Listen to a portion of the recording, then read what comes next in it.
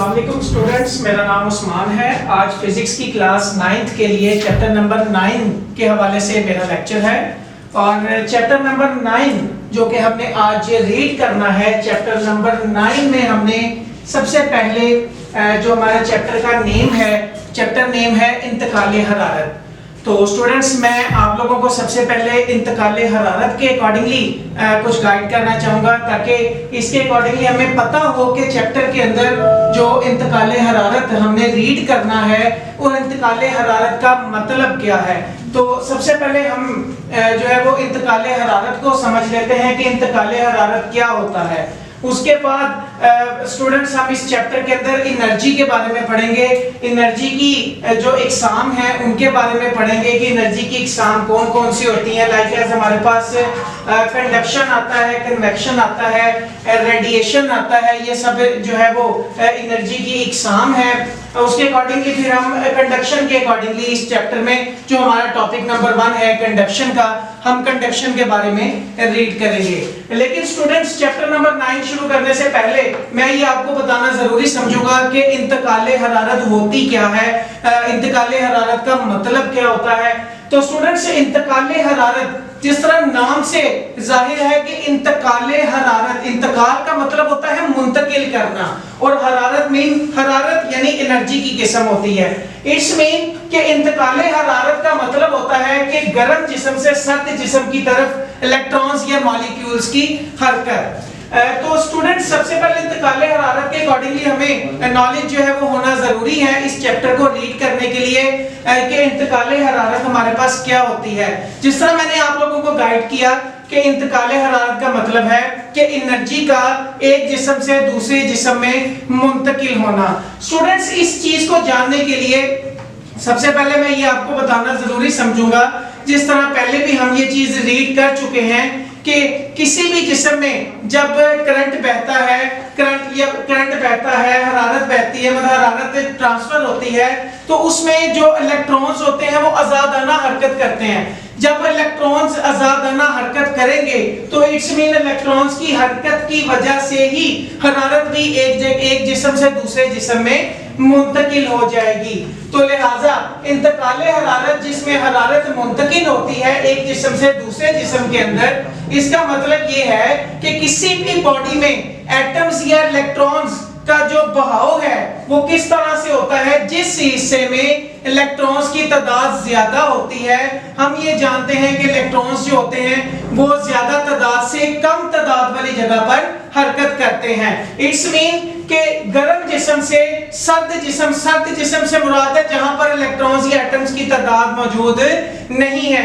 It's mean कि अगर जिस्म सर्द है तो वहां पर हरारत भी मौजूद नहीं है। तो लिहाजा अगर हम गर्म जिस्म की बात करें जहां पर इलेक्ट्रॉन्स का, मॉलिक्यूल्स का बहाव है, तो इंतकाले हरारत में जो मॉलिक्यूल्स होते हैं या एटम्स होते हैं वो एक दूसरे से टकराते हैं, जिसकी वजह से जो हरारत होती है यानी एनर्जी होती है वो गर्म जिस्म से सर्द जिस्म की जानिब मुंतकिल होती है। हम इसे कहते हैं कि एनर्जी जो होती है वो एक जिस्म से दूसरे जिस्म में कन्वर्ट हो गई है। इट्स मीन कि ये जो हरारत जिसका हम यहाँ पर जिक्र कर रहे हैं, बेसिकली हरारत एनर्जी की एक किस्म होती है।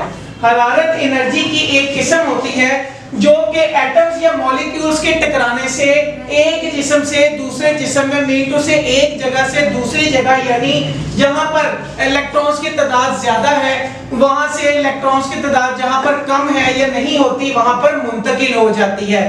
तो स्टूडेंट, सबसे पहले आज हमने इंतकाले हरारत के बारे में रीड किया कि हरारत की मुंतकिली होती क्या है। तो उसके बाद स्टूडेंट्स हमारे पास जो इसकी इकसाम है वो हमारे पास 3 इकसाम होती हैं। Number 1 conduction and number 2 convection, number 3 radiation. जिसमें से स्टूडेंट्स इस लेक्चर में सबसे पहले हम देखेंगे कि कंडक्शन क्या होता है। तो स्टूडेंट्स, कंडक्शन के बारे में मैं आपको नॉलेज देना चाहूंगा कि कंडक्शन क्या होती है। ये आप यहाँ पर 2 तरह की डायग्राम्स देख रहे हैं स्टूडेंट्स। पहले हम इसको डायग्राम से समझ लेते हैं कि कंडक्शन होती क्या है। स्टूडेंट्स, सबसे पहले एक ये मेरे पास डायग्राम है जिसके अंदर आपको दिखाया गया है कि इलेक्ट्रॉन्स जो है वो आजादाना हरकत कर रहे हैं। इट्स मीन कि इसके ऊपर पॉजिटिव चार्ज मौजूद है, जिसकी वजह से जो इलेक्ट्रॉन्स हैं वो आजादाना हरकत कर रहे हैं। इट्स मीन कि ये आजादाना हरकत इनकी ये शो करती है, ये जाहिर करती है कि इलेक्ट्रॉन्स जो हैं वो मूव आसानी से कर सकते हैं। लेकिन ये मैं अभी आपको बताऊंगा नाजरीन कि यहाँ पर मेटल्स में या नॉन मेटल्स में किस तरह से स्टूडेंट्स इसकी हरकत जो है वो होती है। तो लिहाजा स्टूडेंट्स यहाँ पर हमारे पास जिस तरह इस डायग्राम में शो हो रहा है कि इलेक्ट्रॉन्स, आजाद इलेक्ट्रॉन्स जो होते हैं वो मूव करते हैं और उनके ऊपर पॉजिटिव चार्ज मौजूद होता है। अब अगर आप दूसरी पिक्चर देखें, दूसरी डायग्राम जो हमें नजर आ रही है यहाँ पर, वो है हरारत की कंडक्शन की, जिसमें ये जो आजादाना इलेक्ट्रॉन्स यहाँ पर हमने देखे हैं पॉजिटिव चार्ज वाले, ये जो इलेक्ट्रॉन्स होते हैं इस हिस्से पर यहाँ पर जो एनर्जी है वो ज्यादा है, क्योंकि जिस तरह हम जानते हैं कि यहाँ पर जो एनर्जी होती है वो गर्म जिस्म से ठंडे जिस्म की जानिब हरकत करती है।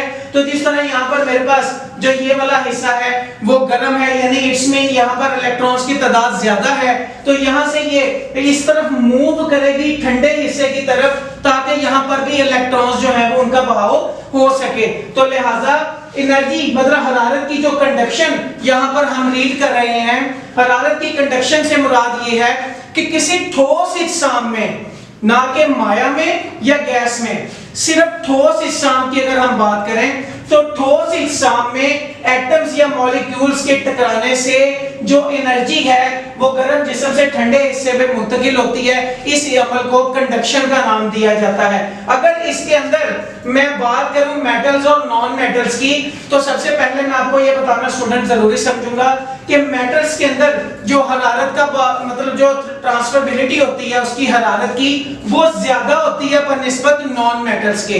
क्योंकि अगर हम मेटल्स और नॉन मेटल्स में फर्क करना चाहें तो मेटल्स ऐसी जो है वो मेटल्स मतलब धातें होती हैं वो उनमें जिसमें करंट या जो हरारत होती है वो आसानी से बह सकती है, जो करंट है वो उसमें से आसानी से गुजर सकता है। अगर हम देखें नॉन मेटल्स की बात करें, मतलब गैर धातें जिसमें से हरारत आसानी से पास नहीं होती, या जो बिजली सॉरी वो जो हरारत आसानी से पास नहीं हो सकती या करंट आसानी से पास नहीं हो सकता, उसको हम नॉन मेटल्स का नाम देते हैं। अगर मैं यहाँ पर आपको एक एग्जांपल देना चाहूँ स्टूडेंट्स, तो अगर मैं कहूँ कि मेरे पास एक लोहे की सुलाख है, अगर मैं उस लोहे की सुलाख को गर्म करता हूँ, तो स्टूडेंट्स आप अगर इस चीज का एक्सपेरिमेंट खुद से भी करना चाहें तो आप कर सकते हैं कि अगर लोहे की सुलाख को गर्म किया जाए तो कुछ देर के बाद ये हिस्सा अगर गर्म कर रहे हैं तो ये हिस्सा जो आप पीछे से जो आपने पकड़ा हुआ होगा वो भी आपको गर्म महसूस होना शुरू होगा।